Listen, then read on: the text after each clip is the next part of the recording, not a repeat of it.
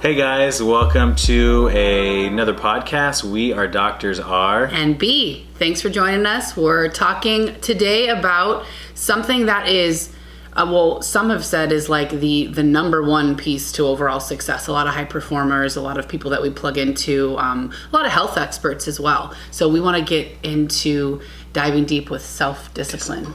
Yes.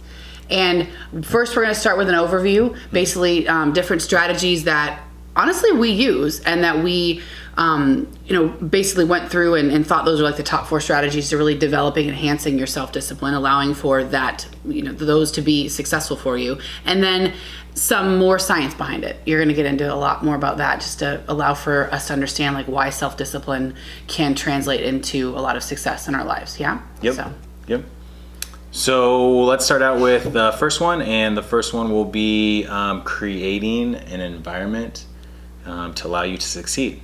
Yes. And honestly, I do this a lot, and I found that I guess I was doing it more subconsciously. I wasn't really aware that I was doing it, probably because I've been doing it for so long. What we encourage just a lot of clients is creating the environment, meaning if you have a desire, if you have a person that you want to be, for instance, one example for myself, I really enjoy yoga as my exercise of choice for whatever reason, whatever activity you enjoy. But I've found that taking my mat and my clothing and whatever I need for that day and setting it out on the chair in the living room, having everything set to then allow for me to pop up, wake up, see that, and remind me, okay, that's what you're going to do this morning. It's just reminds me that that's what the habit or the goal that I put into place, and it allows for me to be more successful and just continuing to follow through with that.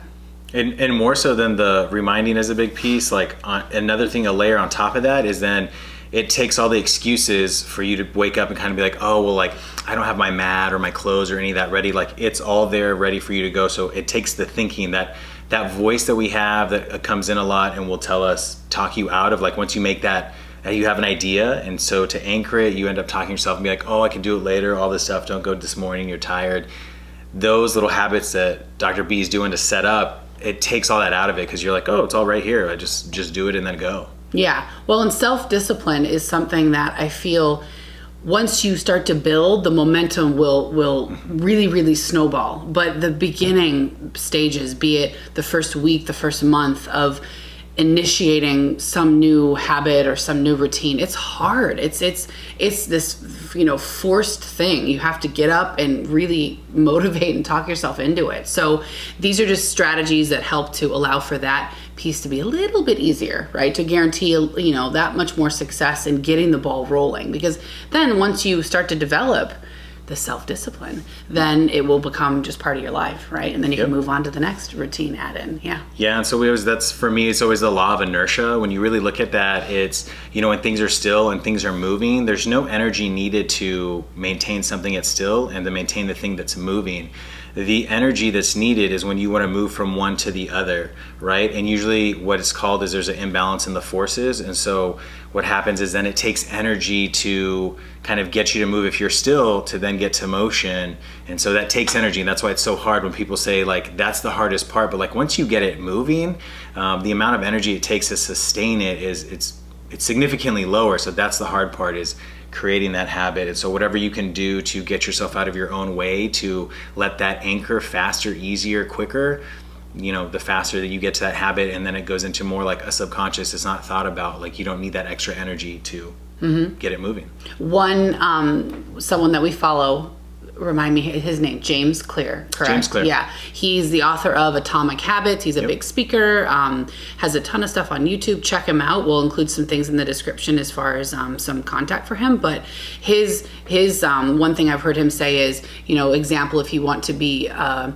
musician or a violinist, or you want to be a writer, set your musical instrument out on your couch and have that to be present in your day, so that it's allowing you to remind you again to be involved in that activity. Or if you want to be a writer, put your notepad on your desk or by your bedstand, so that you just are reminded to continue to revisit those habits and create those. So I can tell just from like clinical work, like myself, I'm a big foam roller and I can do it every day, whenever, multiple times a day. I don't have to think about it. But I had clients that would be like, well, like, how am I going to remember that? And I'm like, okay, I need you foam rolling in the morning and night. So I literally want you to take the foam roller, lay it across your bed. So at night when you go, you see it, it's right there. You can't even get to bed. You have to move the foam roller. So once you pick it up, you can foam roll, you know, for the 5 minutes or whatever routine we kind of came up with. And then I was like, stand it up right next to your bed. So when you go to sleep and you wake up, the first thing you do is you see it right there. Boom, it's right in front of you. Like, you have to move it to get up. So like, just use it and go through the routine. And so it's like, again, we're eliminating the excuses. You're putting it right there in front of you, and then you don't have a choice. It's like, if I want to do the other thing, then I have to do this thing first. Yeah, and a lot of the success comes from the environment you create to either support yourself or set yourself up for failure, right? So it's like a preparation phase behind getting, instilling those habits. It's like, set it up so that you're more bound to have success, right? Yep. So you have to go through it. And so like that then leads us to our second point, is then to get set up self-discipline is set up consequences. Yeah. Right? So like the habit that we were just talking about of like, you have to do something before the other. Well, and we're not like, I mean, you could do whatever you want. There was a YouTube talk, I forget the gentleman's name, but he was talking about like, I think they were instilling like, getting beaten up, like if you didn't follow through with what you're talking about, and that's not what we're talking about, but they're set up a I don't know that one. I'll post we Okay. can post that link in there. But he was just talking about how to get massive, work done. But what the consequences we're talking about is like, let's say there's something you do every morning you really love. Like for some people it's coffee. And so that's what came to mind for me. Yep. So if you want to get your coffee, then like the thing is, before you have your coffee, for us, like one of the big things to do is make sure you drink water in the morning. First thing should always be water, never coffee. First liquid that goes in your body after you're dehydrated. So make an agreement that you can have your coffee after you've drank like your 16 ounces of water, or before you do, for you, if you're trying to anchor meditation, your 5 minutes of meditation. Like, you don't get your coffee until you do the thing that you told yourself you were going to do, because you're trying to set the habit, and it's a motivation, it's a consequence, and it's like, if you don't do it, then you don't get the coffee. Trust me, most people will do whatever they need to do to get that coffee in the morning. And do that there's a lot of different schools of thought around how long it takes to develop a habit. I don't know, what is the new thing, 66 days or something? Yeah, it's always been like 30 or 3 weeks or 30 days and so many different things. Yeah, I would say start for a month, jot out a month. But again, with that consequence, having, your coffee after your whatever routine that you want to have. And another kind of spin on that is setting up, if you don't do something, then what happens? For example, if you are setting up the goal of working out, 3 days a week, and let's say you don't have a partner, an accountability partner to go with, and they don't get to call you and rat you out if you don't make it, then possibly someone was saying they donate, money, $10 to their favorite charity if they don't go to work out that morning. Or, I can't think of another example, but just setting some consequence up that if you don't follow through, you need to commit to and do, and that will hopefully get you a little motivated too. Yeah, another big one is for a lot of people to get screen time, to make that deal with yourself. Like, let's say it's at night or in the morning. Again, before you get your screen time, you have to do the things. If it's getting that workout in, if it's doing the meditation, if it's doing chores around the house that you're like, hey, I need to clean up the kitchen real quick, and then I can get screen time, whether that's on your phone, iPad, TV, whatever it is. Make the deal, set up the consequence. Like, I have to do this first, and that allows me to do that. And that's it's a motivator. You made me think of our children right there, and I feel like it's how we have to treat ourselves like we're treating our children would be treated. But truly, you're trying to create good habits in these small people that you're raising. So if you just apply those tactics to yourself, it sounds very elementary, but it's effective, obviously. It works. Yeah, that just popped in my head, and I thought, oh yeah, we clean up your room before you get to watch Sesame Street. So do the same thing for yourself, and it's pretty darn effective. Yeah.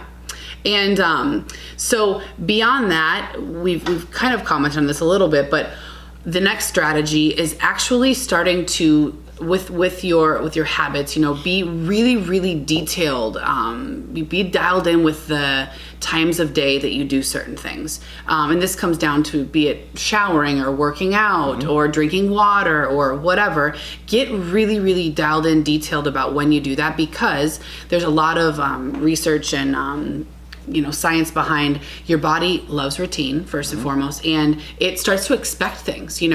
Sleep cycles are huge with that. Going to bed at a certain time, waking up at a certain time, but doing activities on a regular basis versus just so sporadic will allow for your body, your physiology, your psychology, everything to start to expect that activity. So then again, it'll become a little bit more just the norm for you. Right, because what your nervous system is trying to do day in, day out, it's actually looking for patterns. It's actually trying to recognize patterns, and that's why some habitual habits for some people, it's like I saw something, smelled something, experienced something, did something that created a trigger that they're like, oh, I always do this after that because they've done it for so long.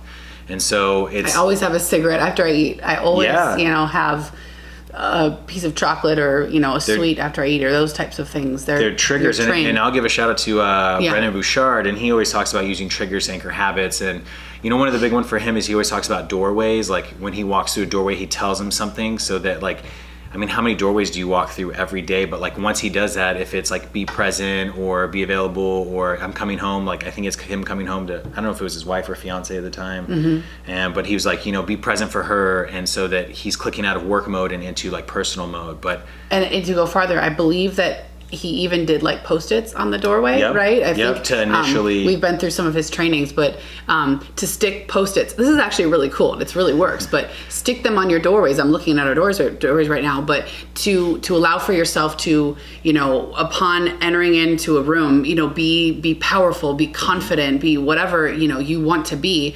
And then think of how many doorways we pass through every day and how you're, possibly entering into a conference or a presentation or something, to start to trigger yourself to think those things before you, enter a room. That's huge. It's powerful. And you won't need the Post-its obviously anymore, but just to use that in your home. It's a super easy thing to do at home. So I thought that was a super cool thing that he talks about. And a couple other ones that we've used, and you'll hear other people talk about, but write something on your mirror. So if you're going to brush your teeth in the morning and night, while you're brushing your teeth, read statements or empowering words or the question that you want to ask for the morning. Some people ask, what will you make of today? So while you're brushing your teeth and you're I'm going to make today awesome by doing this, this, and that, right? So then you're putting those encouraging words over and over and over. Some people I've heard of always on their fridge, they put a question to sometimes before you do something to ask yourself, do I need this?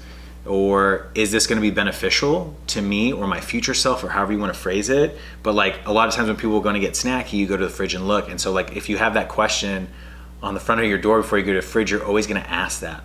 And that'll translate into every fridge, in all honesty, and as well every mirror. So it's kind of every time you look into a mirror, thinking certain ways about yourself as you're looking at yourself in the mirror, and then same thing with the refrigerator. So it's just instilling those responses to things that we do all day, every day. Yeah.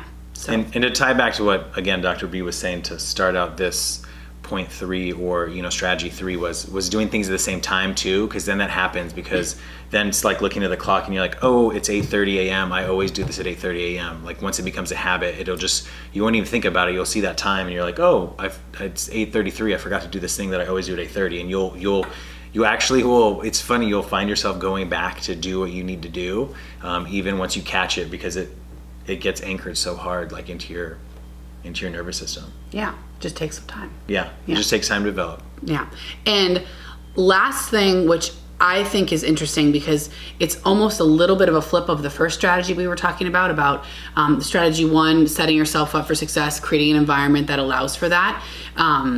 There's some conversation about actually placing yourself in the presence of challenge, right? Of saying yes to something, or I guess I'm saying, putting yourself in a challenging situation. Example, your work, they tend to bring a lot of donuts into the office, every Friday or every day, for goodness sakes, if you're working, in an office like that, which I've done plenty of.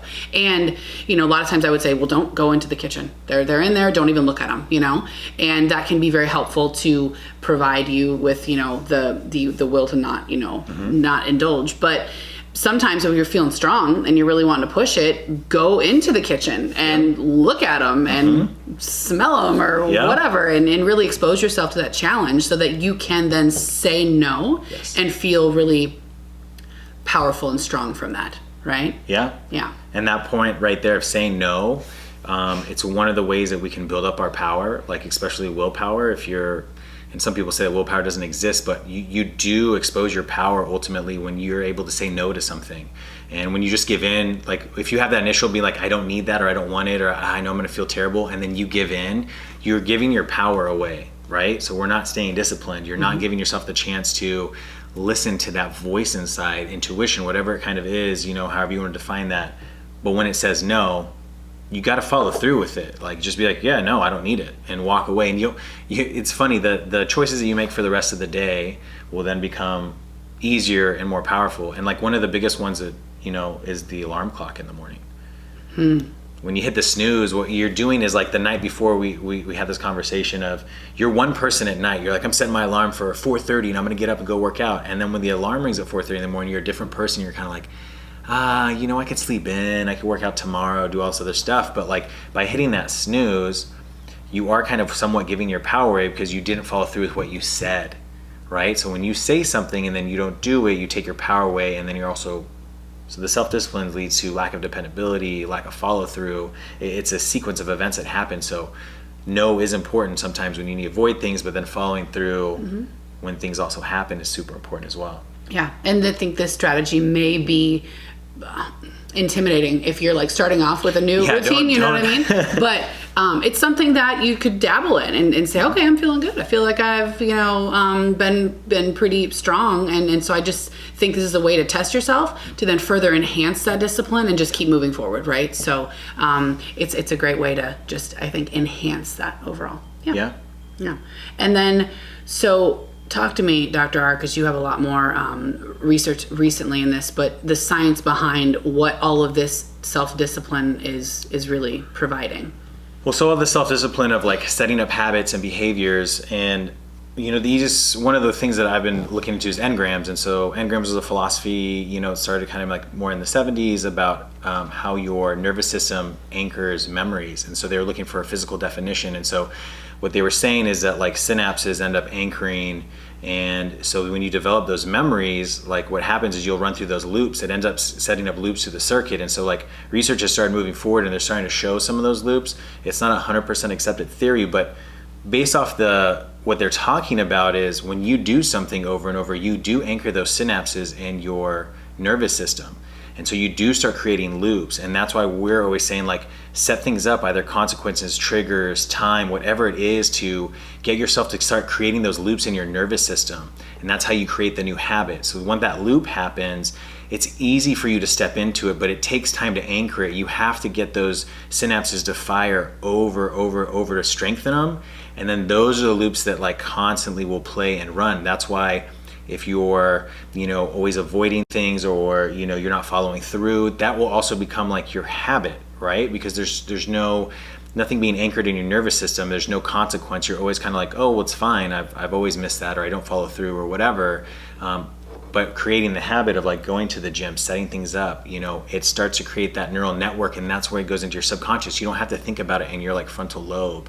You're literally able to just go on autopilot, right? Because it becomes the habit and behavior, it becomes who you are.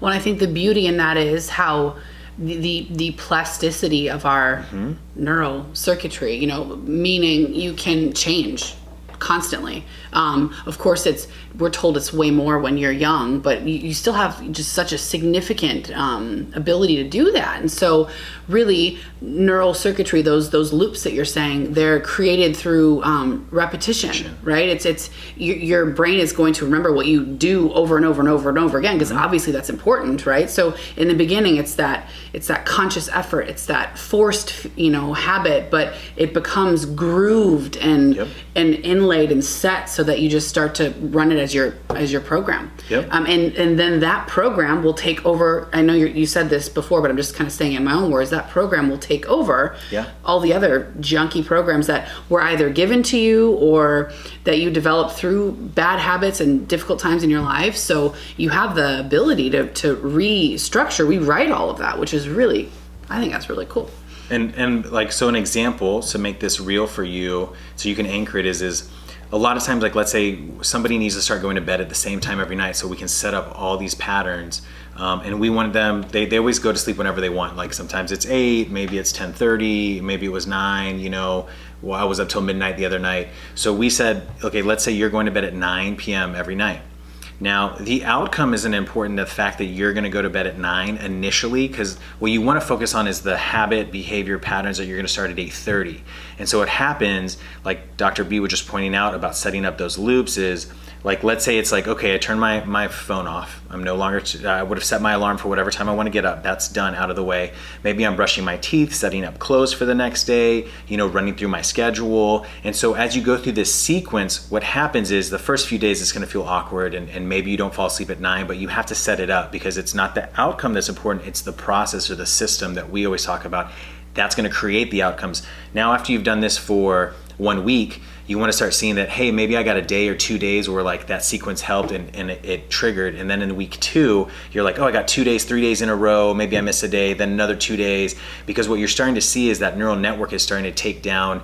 It's your nervous system starting to observe that as you run through this sequence of set up night, it's starting to be like, oh, this is bedtime. Every time I go through the sequence, it's bedtime. And so by the time you're usually getting to week 3, now you're starting to string together like, maybe it's 4 days, 5 days, maybe you hit the whole week. Everyone's going to be different. And that's why it takes that amount of time. Stick with it, stick with it, stick with it. This is why so many people end up losing their New Year's resolutions. It always happens in the first month. Like most people say by February, people have already, like that's why the 80% don't succeed, is because they didn't give it enough time to anchor the habit. Yeah, well, and rewriting something is challenging. Yeah. And you're going to have like psychological and physiological resistance to that, right? Yeah. Because you're taking something that's been inlaid for 30, 40, 50, whatever, how many years, and you're trying to just, you know, rewrite it entirely. So it's going to be met with resistance, and that's okay. Knowing that you're going to fail a lot in the beginning, and that's okay. Don't feel like you're failing. You're, as long as, you know, the processes are set and you're continuing to put effort forth, that's success, and it will come. So yeah, that's a good point. Good point. Yeah. You a good point. You a good point too. So there, yeah, self-discipline, and arguably the number one most critical piece to success, in our opinion, with regards to health, but really in any area of your life, you know, developing that, enhancing that will lead you to just a better person and more, just more success in anything and everything that you want to do. And like we always say, just give yourself enough time to let it happen. Just give yourself enough time. Yeah. So thanks for listening. If you liked what you listened to, please subscribe to our channel. Subscribe to our podcast. Check out our website. Yep. Sign up for our newsletter. Check us out on social media. Chat with us. We love engaging with people, hearing your stories, and we'd love some ideas if anyone has interest in other topics. And if you're looking to do some coaching with us, look into that as well. Oh, yeah. Thanks for that plug. Yeah? Yeah. All right, guys. So we'll see you guys next time.